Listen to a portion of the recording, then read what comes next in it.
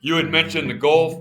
So I was also, my first time in combat was during Just Cause down in Panama in 1989, where we first, where we lost a couple soldiers. And then I went from there over to Fort Bragg and then over to Saudi and Kuwait. And that's where I experienced pediatric sex crime. So it's imperative that I stay sober. Kenny, it is insane. And when I'm just going crazy talking about exercising, eating right, and reading literature and art therapy, when I'm talking about this stuff like a madman, these are the things that help and keep things manageable. For the stressors in life, whether it's just daily living or the PTSD, these are the things that keep everything manageable.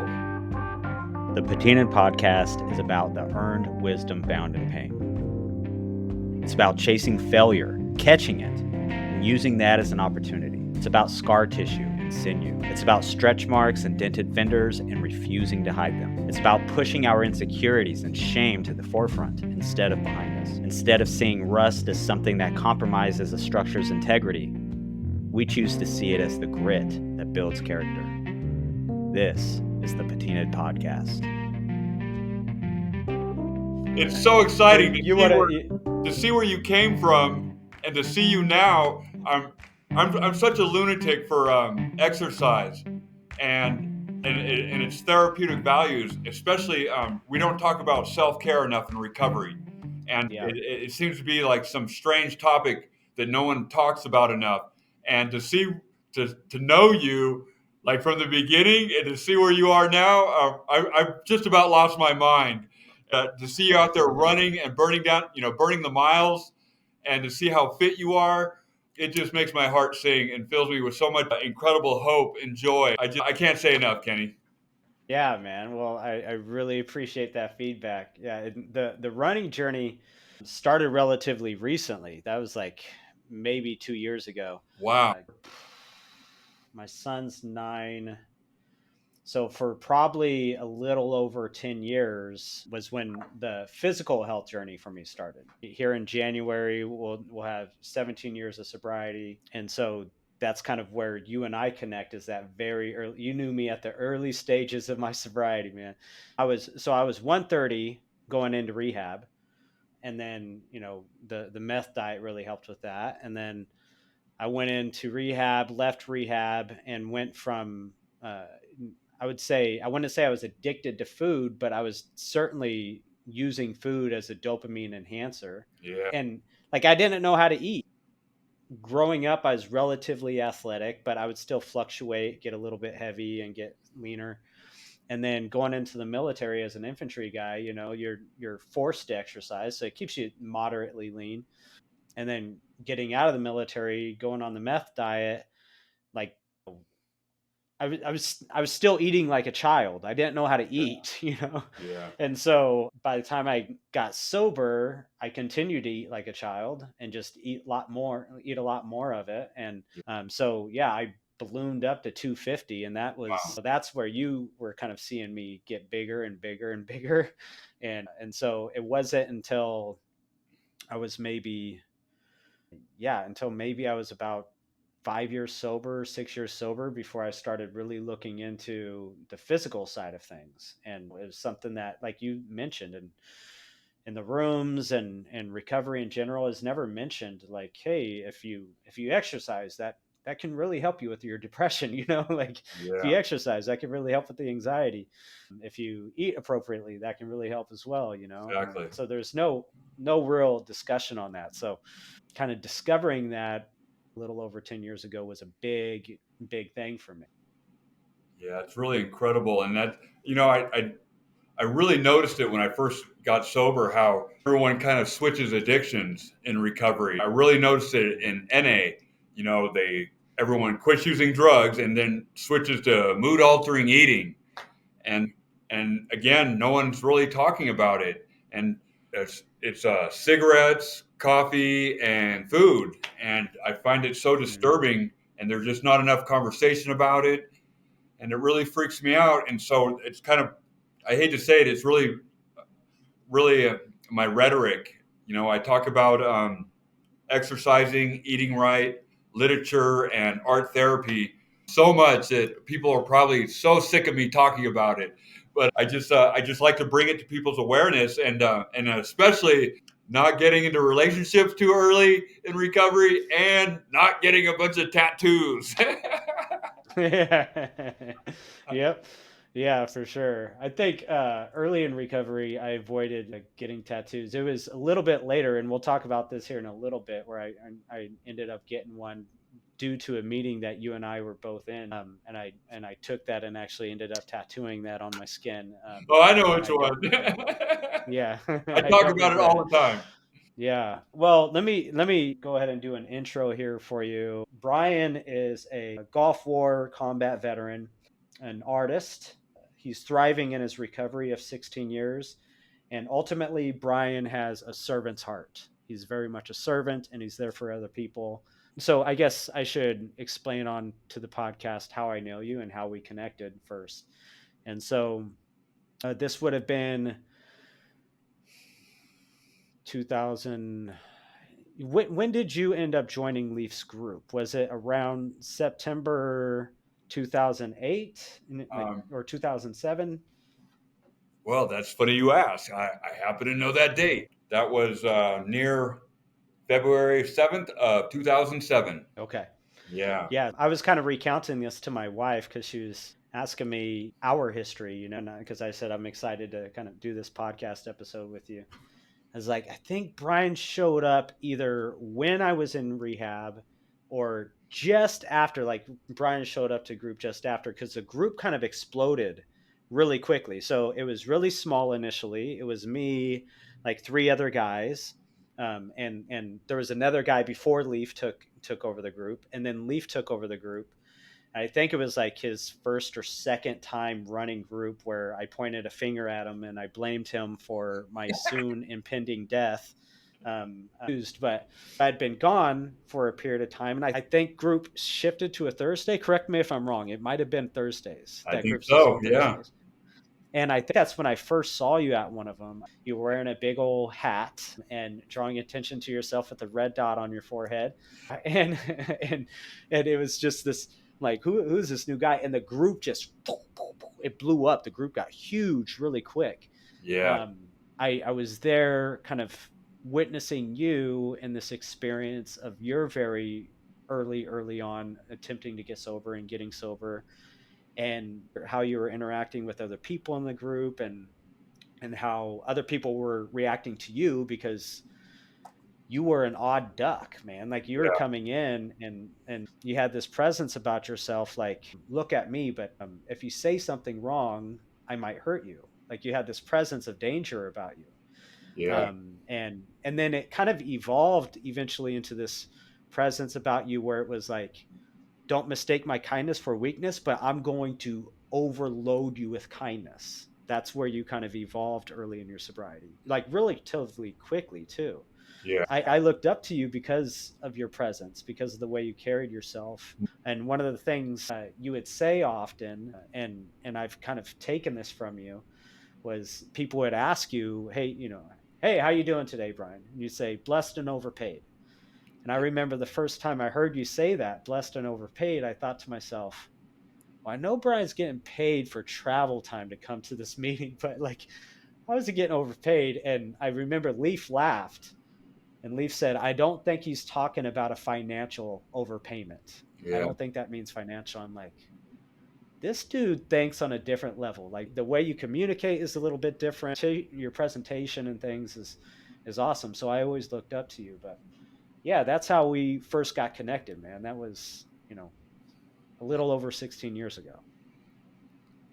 yeah. That's really well. You were really triggering a lot of memories right now because I've this past year I've really been talking about my scary, humble beginnings because I used to live in a mine shaft right before that time period that you saw me. I was literally crawling out of a mine shaft because that's what had become so normalized for me. Pigtails and a bingo dauber dot on my forehead, living in a mine shaft, doing patrols at 2, doing a perimeter check and a patrol at 2 a.m. with night vision and a shotgun on the side of a mountain in the middle of a rainstorm because I didn't feel safe, high on meth because I was so scared to sleep because of the nightmares and the combat dreams. You had mentioned the Gulf, so I was also my first time in combat was during Just Cause down in Panama in 1989, where we lost a couple soldiers, and then I went from there over to Fort Bragg, and then over to Saudi and Kuwait, and that's where I experienced pediatric sex crimes. So it's imperative that I stay sober. It's already really hard to sleep just being sober, and that's where I still struggle sleeping.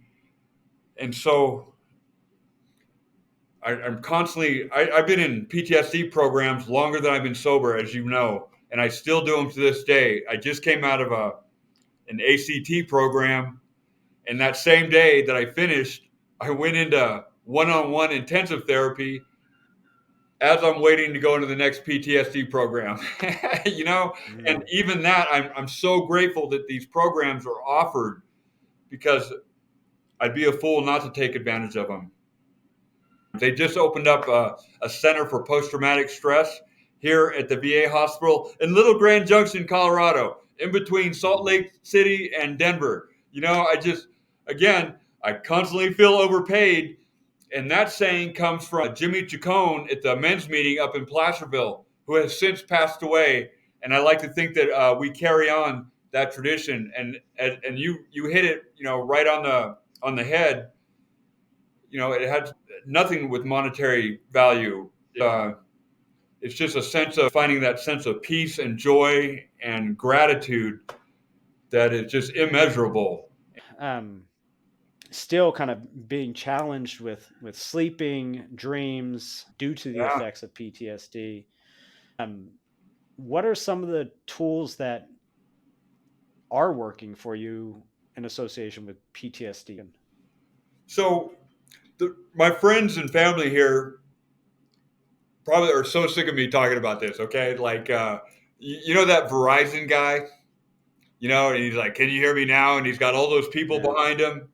That's me, all right? I have battalions of people behind me, okay? And so having that network of support, that is one thing that helps, okay? Because if I have any problem, all I have to do is write an email, secure messaging to the VA, or send a text on my phone, and I have people just rushing to my front door or calling me. Kenny, it is insane. And when I'm just going crazy talking about exercising, eating right, and reading literature and art therapy, when I'm talking about this stuff like a madman, these are the things that help and keep things manageable. For the stressors in life, whether it's just daily living or the PTSD, these are the things that keep everything manageable. And I'm kind of to the point where I have no expectations about getting a good night's rest. Okay. I just kind of deal with it night to night. And I still yell out violently, wake myself up in the middle of the night. And then something weird happened a couple months ago where I actually caught myself diving off the bed. And that was a first. And so some of these things are so ingrained, into the frontal lobe that I don't really have any romantic ideas about them changing. But I know that drugs and alcohol aren't going to help, because I tried covering that stuff up for years, and that's what made the drugs attractive. I would stay up for nights, stay up for days on end, and then sleep so sedated and not have nightmares or night terrors. And that's what made the drug so attractive to me. But even that stopped working over time, the meth and the marijuana. And so I just like to take it on nightly as it comes.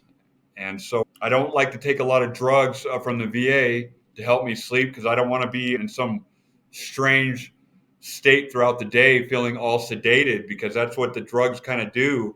Yeah. The aftermath of the drugs. And I don't like that. And so I will take some low dosages of some stuff that just kind of help me get to sleep and kind of mildly keep me sleeping, but not very strong, because I don't want to take large dosages of that stuff. And so I just kind of take it as it comes, and I just kind of keep doing what I'm doing, and I'm grateful for that. I'm grateful that I get to exercise, eat right, and focus on self-care and take care of myself. Man, I'm going to be 54 soon, and I'm like in the best shape of my life. It is insane. I make jokes. I went to this NA barbecue over the summer. One of the younger guys, I think he was like 25. He's like, "Oh my God, you're like 53 years old, and you're the only one here with a six-pack." And I started laughing because I brought a six-pack to an NA barbecue, and I just started laughing. It's crazy, dude. I get to do that. It's like the biggest That's joke awesome. to me. All these years later, I can't make this up. It's hilarious, man. So one of the things you were mentioning, Brian, was you ask for help and you get it. Yeah. So when you have something that activates, maybe some feeling of dysregulation from PTSD, Yeah. you reach out for help and then you get it. Yeah.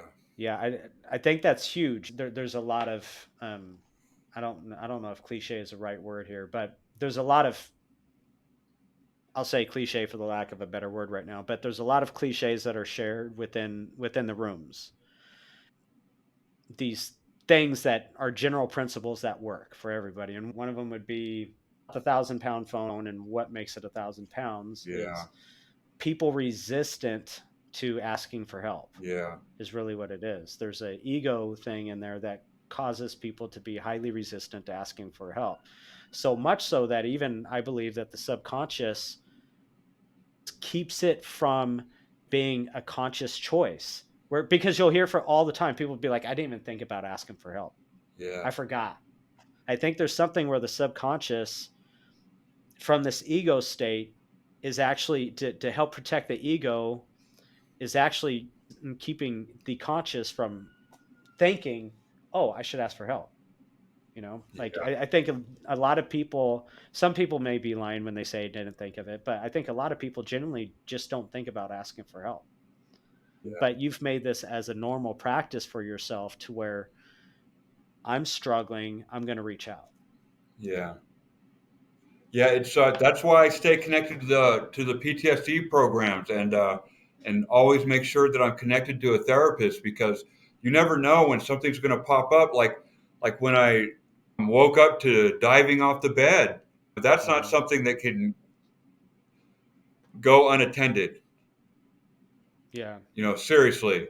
And waking myself up yelling and cursing because of violent dreams, that has to be addressed.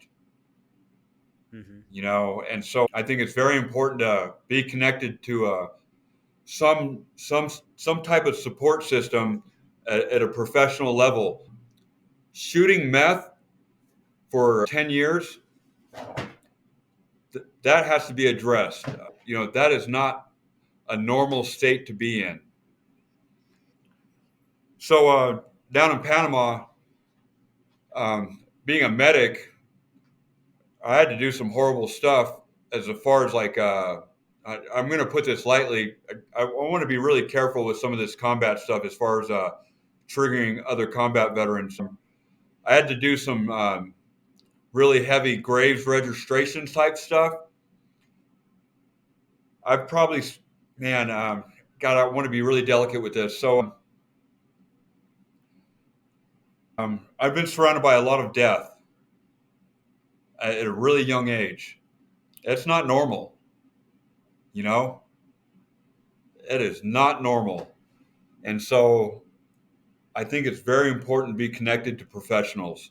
And then coming out of the military and then trying to cover all that stuff up with drugs, these aren't normal things that normal people deal with.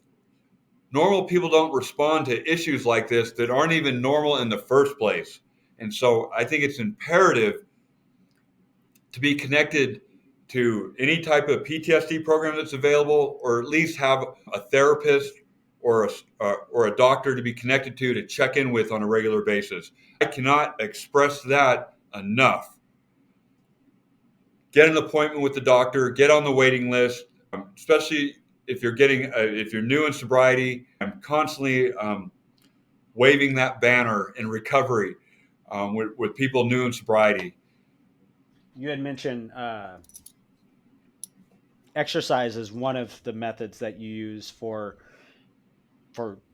taking care of your mental health and taking Yeah. care of the trauma and the PTSD, right? What are some of the things you're doing specifically for exercise?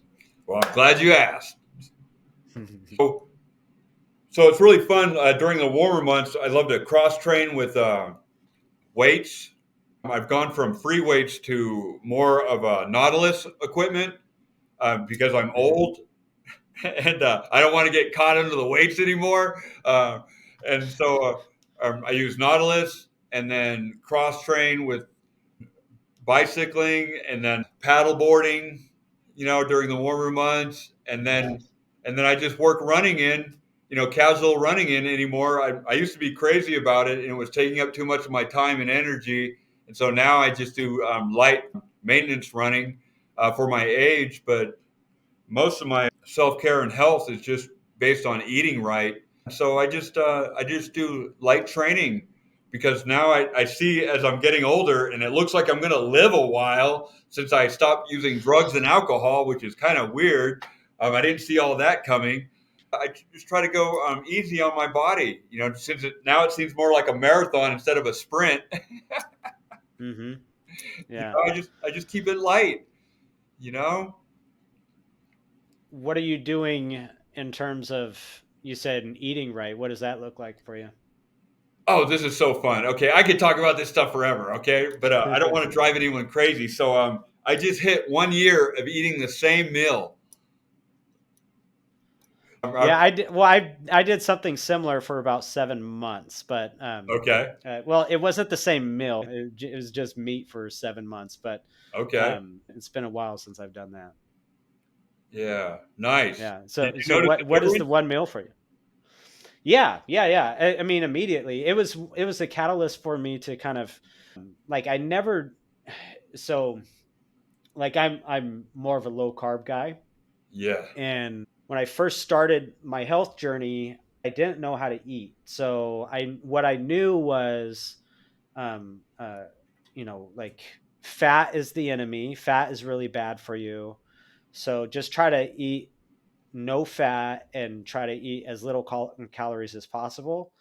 Hmm. And it worked in terms of losing weight. Like it helped me to lose weight along with exercise at the same time. That did work. It was effective.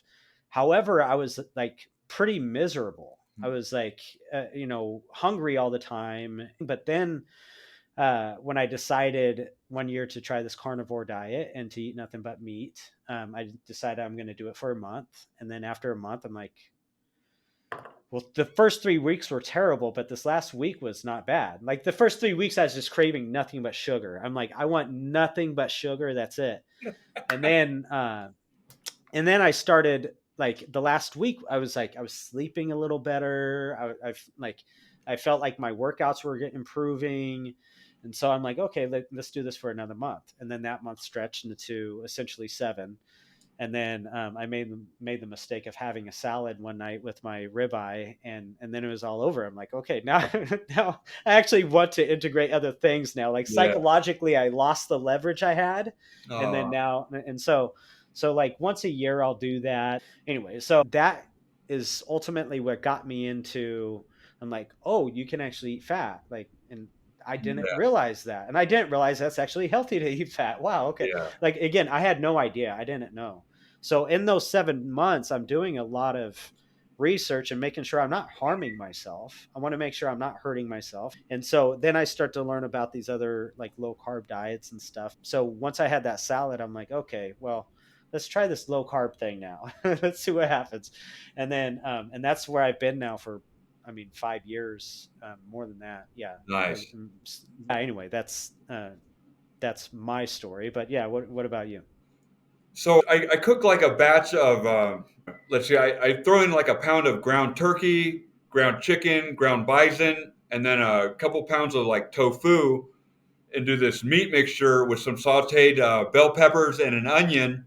And that's like my meat mixture for like a week and a half. Mm-hmm.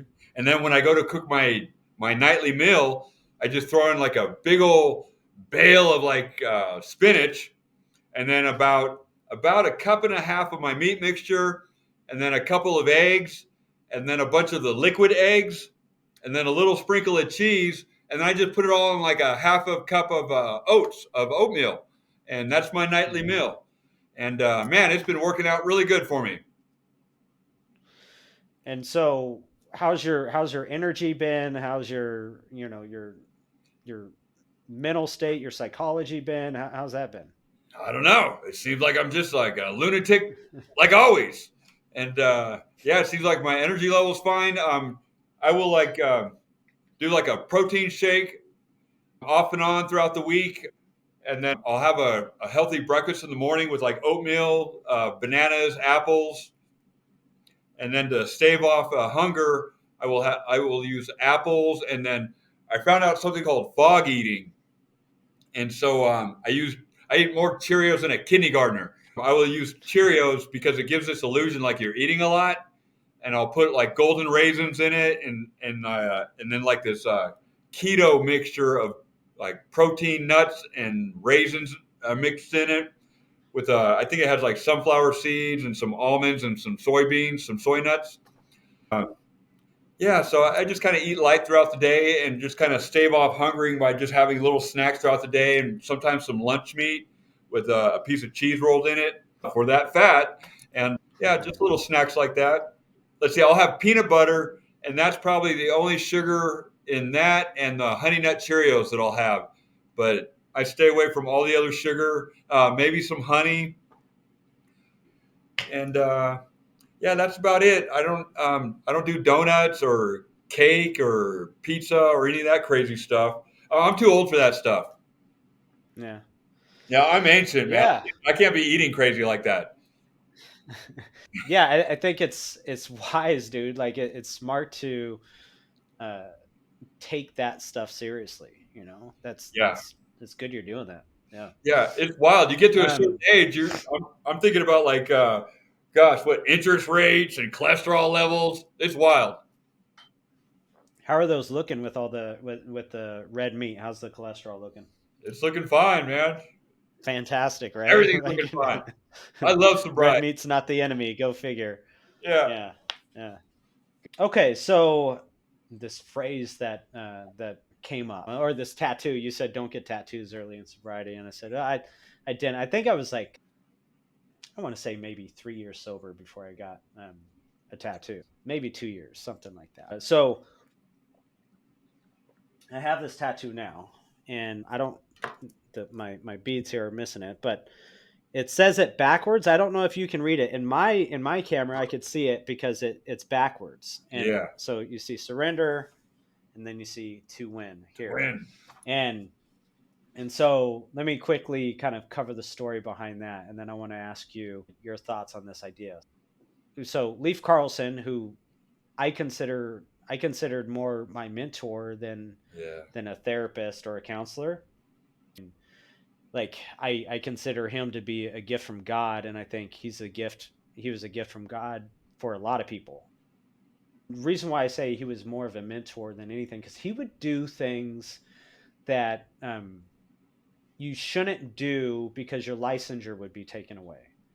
And I don't mean like bad things, I mean like things like pray with you, or things like yeah, like he walked me through the 12 steps. and like, cause I was going through the 12 steps with another sponsor, and the guy was like not the right fit, right? The guy was not the right fit. And I was early enough in my sobriety to where I was not accountable to calling him. Like if I didn't call him, he wouldn't keep me accountable to that. I didn't have self accountability at this point, is what I'm saying. Like I didn't have that for myself. I was a weak man. I was telling Leaf about that. He was kind of checking in. How are you doing your step? I'm like, yeah, I've been on 4 for a minute. You know, he's like, why? I'm like, well, I just kind of stopped working with the sponsor. He's like, why? I'm like, because I stopped calling him and he didn't call me back. He's like, why? I was like, I don't know. Now I'm too embarrassed to call the guy. It's been like 3 months now. Now I'm too embarrassed to call the guy back. Talk about asking for help, right? We talked about that ego thing. And this was going on for me, and so I wasn't working my steps. And so Leaf's like, well, that's unacceptable, we need to work these steps. Well, you working with me? I'm like, yes, yeah, let's do it. And so every week he would have me come to his office, and in his office we would work the steps, and we worked one a week. It was good because there's this regimen, and also there's an expectation of like, you're not going to sit on this step, you're going to do the work this week. There's nothing else for you to do. What are you going to do? Play video games all day? Do the work. And we got done with the step 12, and afterwards, and in between there, obviously there's like some highly emotional things, going through 5 with them and getting one particular thing off my chest that was just huge. And then so finishing the 12th step, he kind of sits back and his desk is in between us, and he goes, well, what do you want to do now? And I said, I don't know, Leaf. I kind of want to be sitting in your chair. And I remember saying that, I want to be sitting in your chair. And he just kind of smiled and said, okay, well, we got to get to work. You got to go to school then. I'm like, well, I don't want to go to school. He's like, well, you have to if you want to be doing what I'm doing.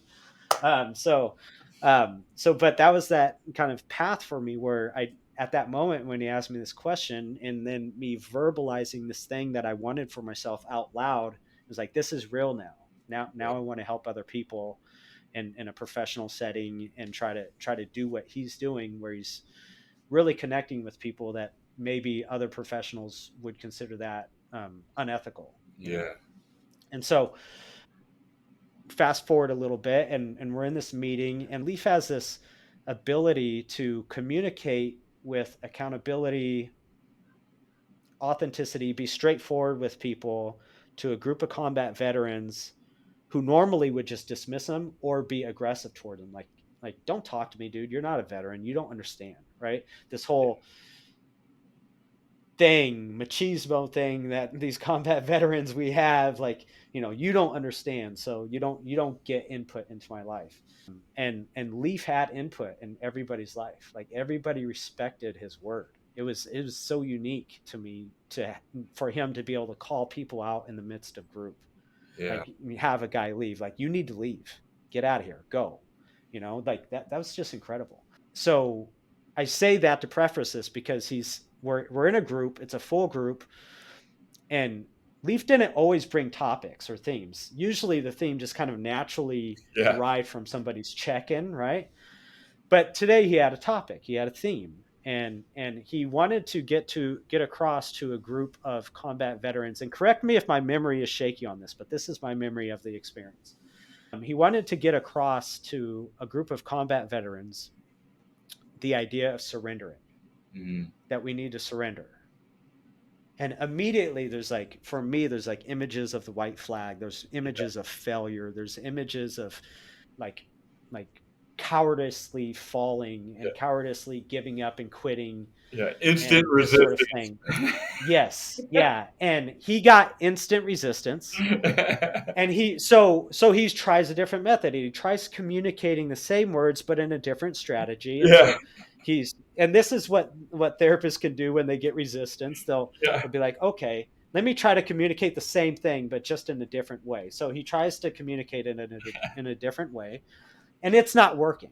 In fact, the more he's doing it, the more angry people are getting. And this was the first time I've ever seen this, where people were starting to like mumble and be like, just drop it, Leaf. Like, shut up. Move on, Leaf. This isn't working. And people were like, other guys were moving and talking to themselves while Leaf is trying to, like, they were plainly being disrespectful, which I Yeah. didn't see that. Right. And they were being angry. And I think at one point somebody flat out said, like, move on, move on. Like, this isn't going to happen. I will not surrender. And finally, Leaf is just like, I don't like, he puts his hands in his hair and he just kind of takes a deep breath and he's just kind of shaking his head. He's just kind of shaking his head like this. And everybody starts to quiet down as they're looking at him. And he goes, I don't know any other way to explain this to you guys, but you have to surrender to win. And that moment, it was silence. It was quiet. All the talking, all the chatter stopped. And there was almost like this big sigh. Like everybody almost breathed in at the same time. And then the next thing you hear was these pins click, click, click, click. And people start writing on themselves. They're writing surrender to win on themselves, right?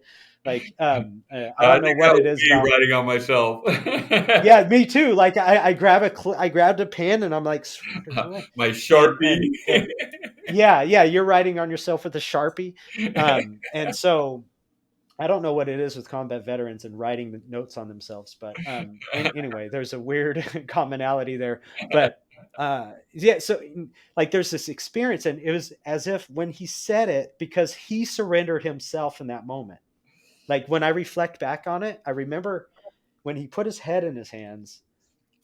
Like when I reflect back on it now in my current state, I'm like, he surrendered in that moment. He couldn't get it across, but it was so important. He needed to, in just the most blunt way, try to say it.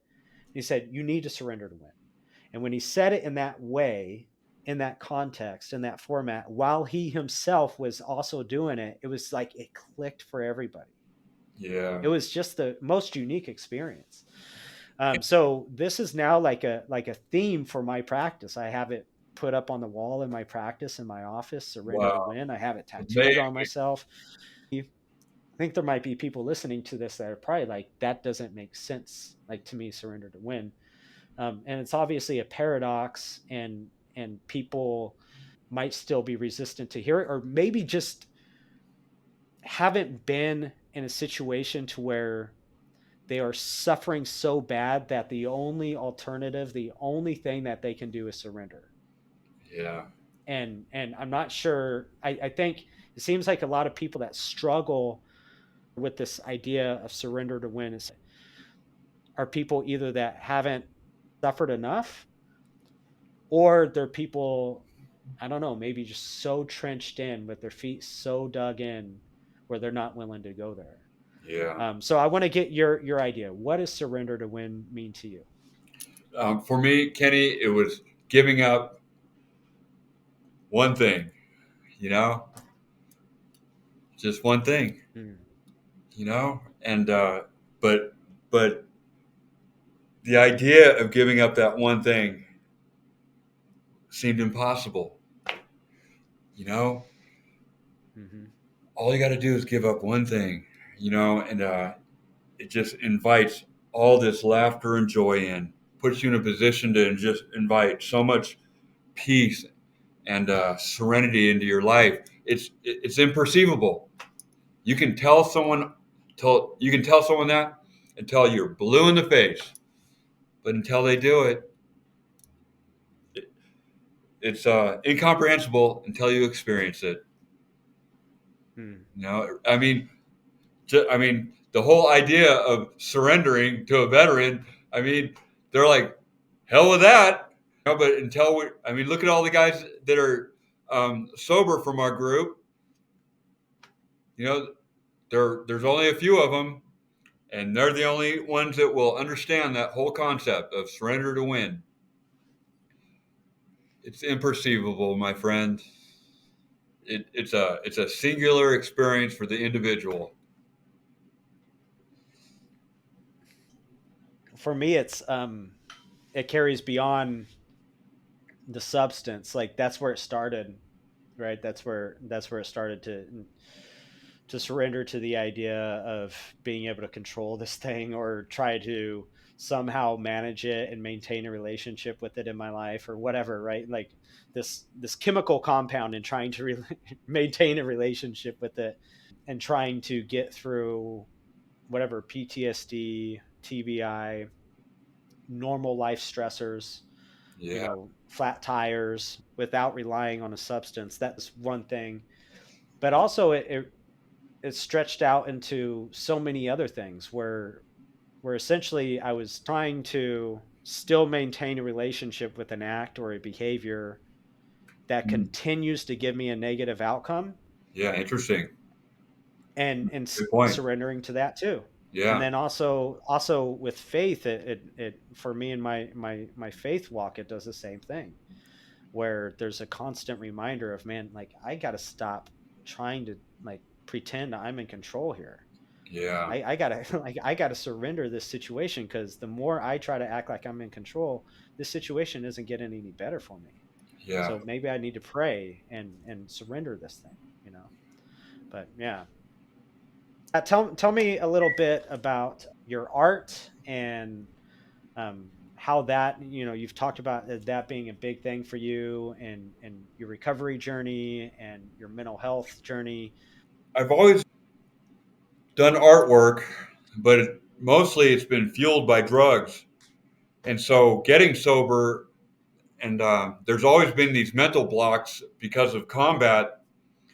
And that's why it was always fueled by drugs before I got sober. It was always easy to, you know, do meth or smoke weed and do some art because my mind would be in this relaxed state that kind of welcomed creativity.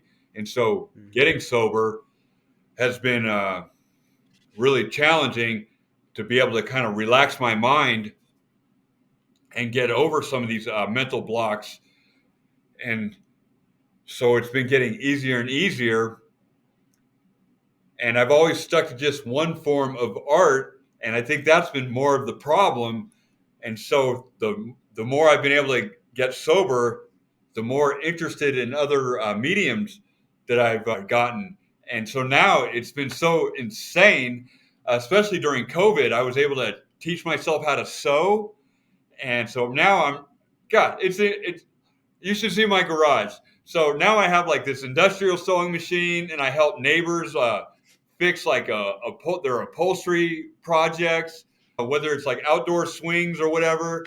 And now I have like a TIG welder, a MIG welder. It's just so fun being so open to learn all these other forms of art and mechanics that fuel my artistic creativity.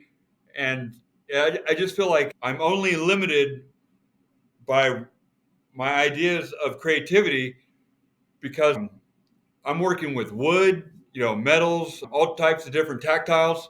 And so it's just so interesting to me. I mean, of course, I started with paper, ink, pencil, and I've got those projects too. But I mean, it's just, it feels so when I'm working with art projects, all this time escapes, and it seems like my mind isn't so shattered by intrusive thoughts of combat. And for me, that is kind of a reprieve within itself. And now coming down here at Pier 180, they have an art class every other Tuesday, and which is really great because we get to do an art project for a couple hours, and then they have an all recovery meeting, which isn't as formal as an AA or an NA group like I spoke of earlier.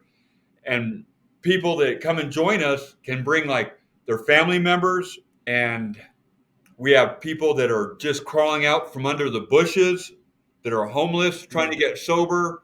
You talk about filling yourself, like filling your heart with gratitude, and I will tell them, I'm so grateful that I'm not in your position right now, and you are fueling my recovery right now because I do not want to go back, point blank. Mm. I don't know if it's a healthy kind of fear, not like I'm in any like position to think like I'm going to relapse or anything, but I don't ever want to be in that position again, because if I Mm-hmm. devalue what I have and make it okay to relapse, I'm not coming back. That's basically the Mm-hmm. position that I'm in. And so for me, it's all intertwined. It's like that's kind of what art is to me, and recovery. It's like our own personal renaissance, of self-discovery. We get to recreate our lives from ground zero, and get to create new projects. And so now I'm going to be creating these rings for the silent auction at our New Year's Eve function here at Pier 180. And so I'll be making jewelry out of these spoons. And I'm so excited to do this. And it's something that I found because I love to create and recycle. And okay, so here's a little tidbit. I was actually born on Earth Day in 1970 when the Earth Day flag was inaugurated. And so anything that I can find and use for recycling art projects, I go mental over. And so I'm constantly doing that. And as you will see, like some of my art projects, I make crosses from railroad spikes when I'm out running along the railroad tracks because it's just so peaceful and quiet. And I will do that all the time. And it's always just been super fun for me. I've always donated a lot of my art to different organizations for fundraisers, and I've never taken a single penny. I always feel like there's an artist and a creator inside of us. I don't care who you are. I always feel that and firmly believe that. You can create something. You may not know it, but I believe there is that creator inside of us. Yeah. Yeah, I think there's a creator inside of us in more ways than one. But Absolutely. yeah, man, that's amazing. I heard you say Pier 180, so let's talk about Pier 180 real quick. Yeah, they're a little less formal than NA and AA, and they just offer services for people wanting to try something different. They offer services for families and their kids. They offer services for people coming out of prison, and so they're just a local nonprofit here trying to do something a little bit different and just welcoming to everybody. And it's a dear friend of mine named Angie Bertrand, and it's just one of the greatest programs out here in Grand Junction that I'm just so honored to even be associated to be honest. They're all over on Facebook, and yeah, check them out. They're a great program, worth looking into. Awesome. What's their Facebook? Do you know? It should be Pier 180 um, RCO, I believe. So this show is about resiliency. It's about somebody pushing their edge of competency to become more competent in an area and choosing to do that over and over and over and be consistent in that. So it could be something as simplistic as running, right? Or it can be something as um, what would be the opposite of simplistic? Like hard, I guess, as like going to school again or something, right? Like going to get a different degree or something, right? Like the measures in how somebody pushes their edge of competency will vary, but nonetheless, it's all about pushing the edge of competency and becoming better in something that like you're probably fearful of becoming better in even. So for you, you said you've done years of therapy for PTSD. And Yeah.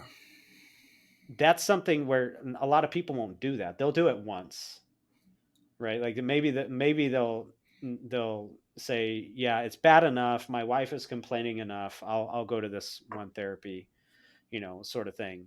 Or maybe even they'll go to a therapy like they have in the Bay Area or something where you can stay for several months, But then to go and do it again and to do it again, like that would be this example of pushing the edge of competency, going after something that's challenging and becoming better at it, right? um, a simple example would be where you said during the pandemic you just started knitting. Was it knitting you said? Or Sewing. sewing. So where you started sewing and now you're proficient at it and you're helping other people at it. You're proficient enough to help others. Like I said, going back to your intro and having this servant's heart. But I think about who I knew you to be at the very beginning of your sobriety. And then, like I said, it wasn't very long where you started to develop into a different type of human being, into a better version of yourself, right? And like I said, there's been a year's gap since we've been in contact, and now we'll remedy that going forward. But how would you say, going from those early stages of sobriety when you began to say, okay, I no longer want to live as a slave toward a substance, and then picking up little pieces here and there, being able to be consistent for 16 years, not just in being sober, but fully involving yourself into recovery? For me, there's a difference, because like there's abstinence, which is just not using a substance. Yeah. And people eventually become miserable. And then there's sobriety, which is actively doing things to remain abstinent. And then for me, there's this third phase of recovery. This is my own terms, but there's recovery, which is you're thriving in your sobriety, right? Yeah. So having said all that, how would you say your journey has been with resiliency? Yeah, I think that's a really fun question, and I think it's really important to, first of all, to really know who you are, whether it's strengths and weaknesses. I think it's very, very important. And when I first got sober, Kenny, as you remember, I was an animal. There's antisocial, and then there's whatever I was. And I didn't like myself. I hated myself, and I hated other people, 10 times worse. I didn't want anyone approaching me. I didn't want anyone talking to me. I didn't want anyone looking at me. And I remember going into grocery stores, and people would pull their significant other or their children closer to themselves as I was coming down the aisle. And to think that that was so normalized for me and that I was okay with that. Or, like I said earlier, just living in a mine shaft, that was okay. Or having the pigtails or the dot on my head, 4 a.m, driving a 68 Ford Galaxy, looking for cops. And then taking that leap of faith and getting sober on September 13th of 2007. And then that transition of understanding how truly sick that I was, from combat PTSD, which unfortunately wasn't just what was making me so ill. Okay, so I had a lot of sexual trauma from as a child. I got into a car with a stranger that led to years of sexual abuse. And this is where things get really complicated. So, naturally, I reach out to drugs as like in high school, to help fit in, which is a pretty common story. But so here's the crux of the matter. So when I'm in the military and we start, pulling these casualties out of Kuwait that were pediatric sex crimes, casualties that were between like 4 and 7 years old, that connected me to my own sexual traumas. And so that really pushed me over the edge, especially as I became a civilian. And so all those years of trying to cover that up and hide from that trauma, basically, and not having the courage to seek help. So then when you meet me, I'm still so fearful to get sober because I didn't believe in any of the process. Even though I was going to those groups, I was still so frightened and lacking that courage to take that leap of faith. But when I did, then I started to understand things more. And so, like I said, even to this day, I'm still doing these programs because I feel like there's so much work to be done in order to just function at a normal level day to day. I don't know if you remember some of that literature that they would share with us during those early years. Gorski, the relapse preventionist, that literature, they would play the videos for us, and he would say it takes 10 years for the addict's brain to get back to a normal operating capacity. And I'd be ranting and raving. Screw you guys. You can't play this for us. 10 years? That'll make us want to relapse. I get so mad. And now, of course, I look back and I'm like, oh my God, they were so right. But I'm kind of wondering, from the combat issues and the way I was using drugs, maybe it's taking a little bit longer, because I feel like my memory's just now starting to get back. Like my memory's just now kind of normalizing. And like maybe I did a little more damage to my body and my mind.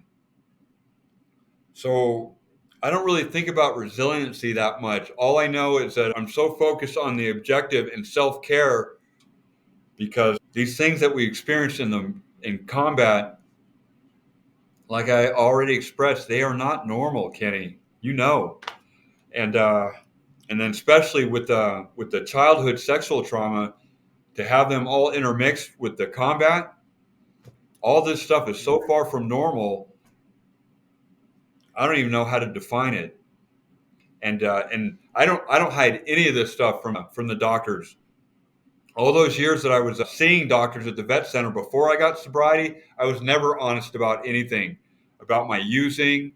I was so frightened to be forthright and open about the traumas that I experienced before combat, because I thought it would affect something about my services or whatever. I had all these mixed notions about everything.